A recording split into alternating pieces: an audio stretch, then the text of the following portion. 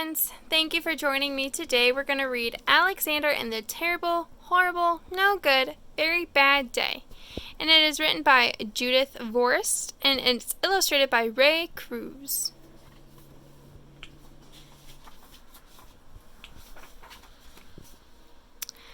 I went to sleep with gum in my mouth, and now there's gum in my hair.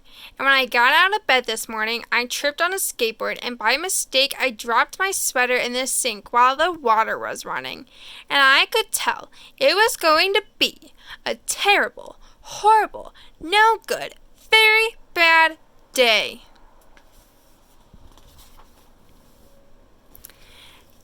At breakfast, Anthony found a Corvette Stingray car kit in his breakfast cereal box, and Nick found a junior undercover agent code ring in his breakfast cereal box.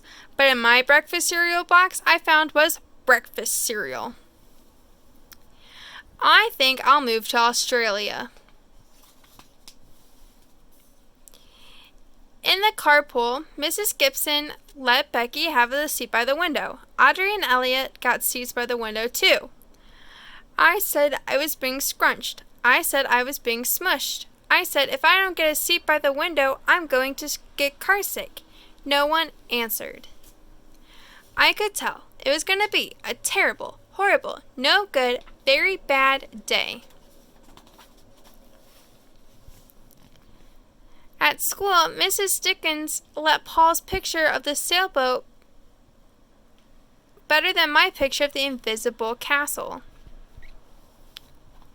At singing time, she said I sang too loud. At counting time, I left out 16. Who needs 16? I could tell it was going to be a horrible, or a terrible, horrible, no good, very bad day. I could tell because Paul said I wasn't his best friend anymore. He said that Philip Parker was his best friend and Albert Moyo was his next best friend, and I was only his third best friend. I hope you sit on a tack, I said to Paul. I hope the next time you get a double-decker strawberry ice cream cone at the ice cream part falls off the cone and lands in Australia. Ooh.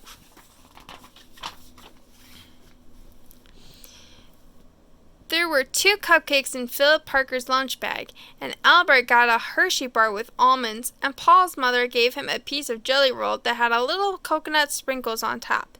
Guess whose mother forgot to put in dessert? It was a terrible, horrible, no good, very bad day.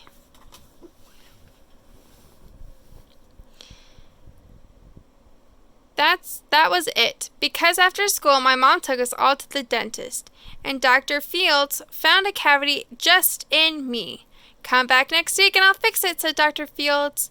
Next week, I said, I'm going to Australia.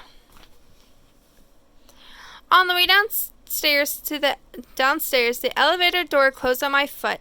And while we were waiting for my mom to go get the car, Anthony made me fall where it was muddy. And then I started crying because of the mud. Nick said I was a crybaby. And while I was punching Nick for saying crybaby, my mom came back with the car and scolded me for being muddy and fighting. I am having a terrible, horrible, no good, very bad day, I told everyone. No one even answered.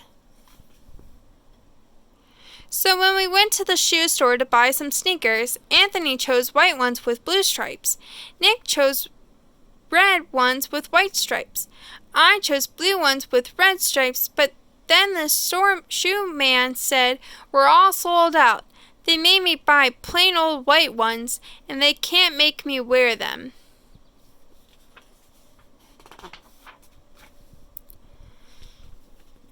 When we picked up my dad at his office, he said I couldn't play with his copying machine, but I forgot.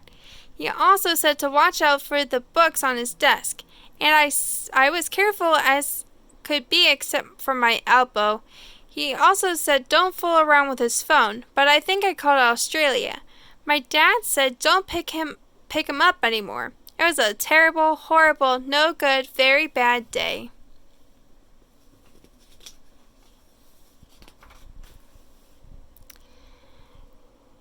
there were lima beans for dinner. I hate lima beans.